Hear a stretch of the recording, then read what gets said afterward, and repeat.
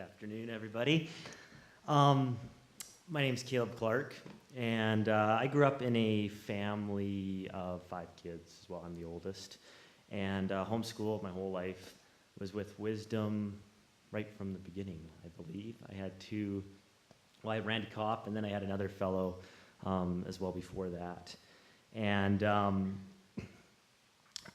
basically, kind of where things started out and what happened was, and how I learned when I was going through the whole homeschooling phase was I was in a pretty hands-on, creative environment, and the way we taught was, again, homeschooling is a totally different route, and so I just had a lot of the resources I had there was a lot of books and things, but as well I did a lot of hands-on stuff. Did a lot of sports, did a lot of just of my own learning, kind of field trips, and like my father, he's very much entrepreneurial, and so he was very involved in the sense of teaching us about business and learning and understanding all that.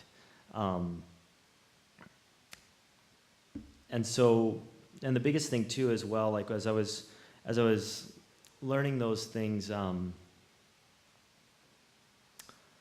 also had a lot of like learning disabilities as well, and I really struggled through school. And so again, like a lot of the stuff I did, I had a hard time focusing and trying to make my way through stuff. And so a lot of my time I spent reading books as well. And again, I would get distracted easily and stuff. So it was a challenge working through school and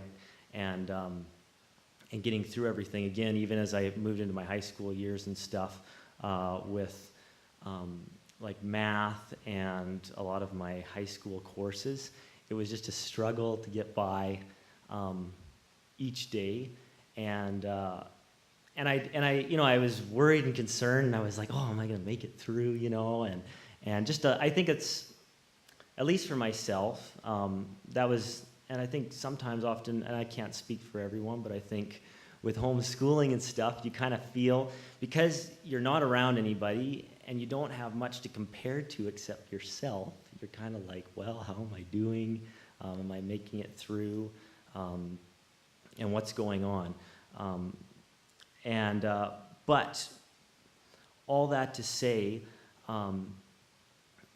as things began to pan out towards the end of high school, and I graduated, I got my Wisdom diploma. Again, I didn't get my Alberta diploma, and then moved on. I was kind of like, I was trying to figure out what to do next, and I ended up then going to a small Bible school down in the States for 3 years, which was actually, it was biblical studies, but also a counseling school.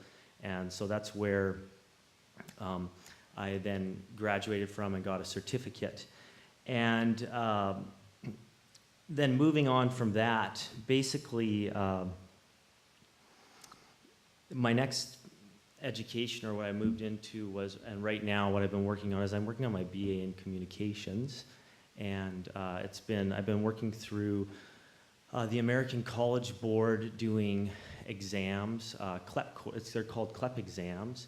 And so basically you would study the course, and then you would go in and challenge that course through exam, and you would get anywhere from 3 to 6 college credits that would be fully accredited and transferable to almost any university in the US. There's a few in Canada now that are beginning to do that as well.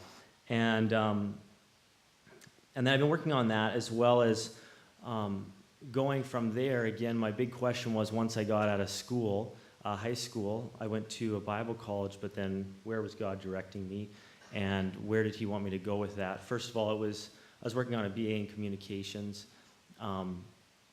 but then, and trying to figure out what to do next. And during that time, I was at home working with my family, and working on a number of, started a landscape company and was doing that. And then as well, my dad had a lot of health issues and things, so for that 2 years, for 2 years of that, I was at home just helping to shoulder some of those responsibilities with the family. And then just recently, I launched a music school, one that I basically am working with the Catholic School Board now, and I'm doing a pilot program with them and partnered with them with the long-term goal to develop a fine arts music program in their schools. And so like this year, I'm working in 2 of their elementary schools and developing the program within that. And then the following year, they want us to move into 40 schools, then 130 schools. And basically, with that, just because of the way the arts are going with the government right now and things, well, if you're in any kind of post-secondary education or any universities, and then even just with the government, the arts always get cut first. And so right now, a lot of schools, they're having to take that out. And so, like with the Catholic school, they don't have a real developed music program, and they don't have the money to put into that right now. So they are looking for ways to get around that. And so basically, I approached them, spoke with them, and said, hey, we'll come in, we will provide a service to you or a separate entity as long as you provide the space. You endorse us with your students, then we'll come in, we'll provide the teaching, one-on-one music lessons, choirs, master classes, whatever you want. And then we'll deal directly with the parents. They pay us. We'll pay you a small, tiny fee for the rental of that space. And then that way we benefit, you benefit, the parents benefit, and everybody's happy in the end. So basically that's, right now that's what I'm doing, and building that company with another fellow. I have had several years of music training, but I'm not super great with instruments. I'm better with business. And so he runs the music side of things, I run the business side of things and working with all the people and that sort of stuff. So I am doing that right now, as well as then I'm working on my BA in communications, and then also have a few other irons in the fire with some other little business projects I'm working on, doing some internet marketing stuff and those sorts of things. But going back to traditional learning and homeschooling and things, I guess the biggest thing is, as I was going through school, my mom, she did a phenomenal job. I know I'm not super great at speaking and all that stuff, but when she taught us, the thing she did is she had a lot of resources. She always had so many resources around the house. She had things for us to follow and to work on, but she also was very open to like having a very open learning style and being outside of the box in a sense, and really developing life skills and things that don't always involve maybe that traditional way of learning that maybe people would be like, hey, that's not the way to go, or that's not exactly how it works. And so I guess my thing to a lot of people even here, like as you guys are in high school and you're trying to figure out what's that next step that you need to take and where to go with that. The biggest thing is with what you have, with what you're learning, and with what you've been given, the jobs you have and the responsibilities you have. My thing is be faithful with that, and don't ever give up. Stick to it, because I know it gets really difficult sometimes, but just continue to work hard at what you're doing, and again, be faithful and responsible with it, and really and learn it. And it may be outside of just like the books, it may be in other areas, but all those things, like what I learned is everything I did, it all builds on one thing after the other, and it all adds up in the end. And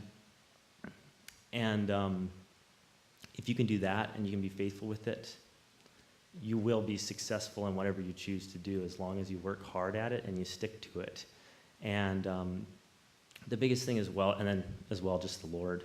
Trust God with those things, because He's ultimately, when it gets down to it, I wouldn't be here, or I wouldn't be doing what I'm doing today, or have some of those opportunities if it wasn't for God opening up the doors. And so my biggest thing was just being faithful and trusting Him with that. And then the other thing as well is just like in having any regrets about schooling or homeschooling, or things that maybe I would change in what I did. It's really difficult for me to kind of lay my finger on saying, okay, what changes would I have made now or look back on and done differently? I can't think of anything specifically. I'm sure back in the time, at certain moments, there were things like, I don't want to do this, or I changed that. But the way I look at it now is everything I did, some things maybe being a little bit more negative, some things being super positive, all of them were a learning experience, and they built into who I've become today, and that process in which, and the process of things of which I'm doing now. And so that's basically where I'm at, is I'm just working on my communications degree. I'm running a music school now, and then as well have 2 other little projects on the side, 2 other little companies I'm doing, and supporting myself and helping out my family and living life. So that's good. Yeah.